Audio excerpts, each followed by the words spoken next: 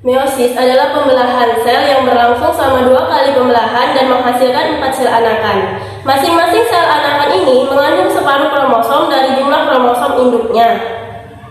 Tahap meiosis terbagi menjadi 2 bagian, yaitu meiosis 1 dan meiosis 2 tanpa melalui interfase. Interfase terjadi sebelum atau sesudah meiosis. Meiosis 1. Tahap meiosis 1 terdiri dari beberapa fase, yaitu profase 1, metafase 1, anafase 1, dan telofase 1. Yang pertama, fase profase 1. Fase profase 1 terdiri dari beberapa tahapan berikut rinciannya.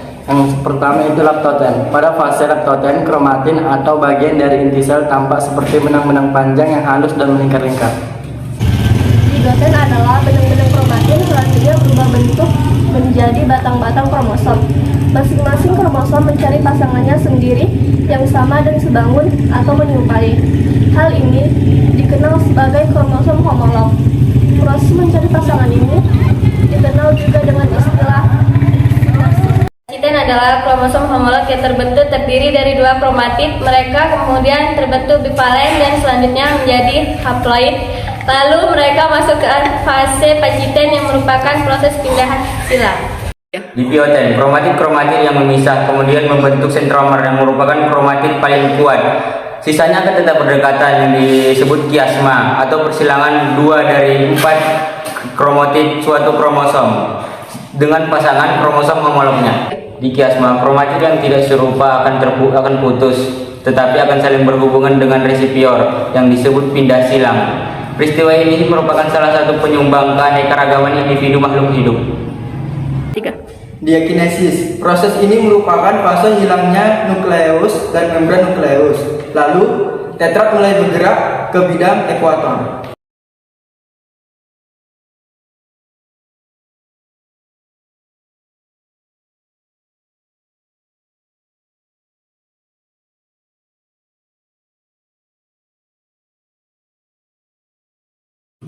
kromosom homolog yang sudah membelah mulai 2 fase, yaitu histokinesis 1, yaitu proses pemisahan kromosom homolog menjadi 2 sel. Lalu fase interkinesis, yaitu tahap di antara 2 pembelahan meiosis dengan kandungan DNA lengkap. Fase prafase 2. Pada fase ini, kromatid kembaran masih melekat pada sentromer kromosom. Kromosom yang berisi 2 kromatid akan merentang dan terbentuklah benang-benang spindel dengan satu ujung melekat pada sentromer dan sisanya menuju ke kutub pembelahan yang berlawanan.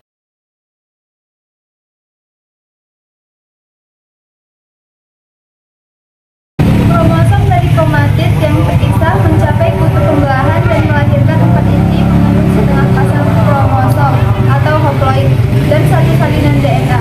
Kemudian masuklah pembelahan ke fase sitokinesis 2, yaitu tiap inti mulai dipisahkan oleh sekat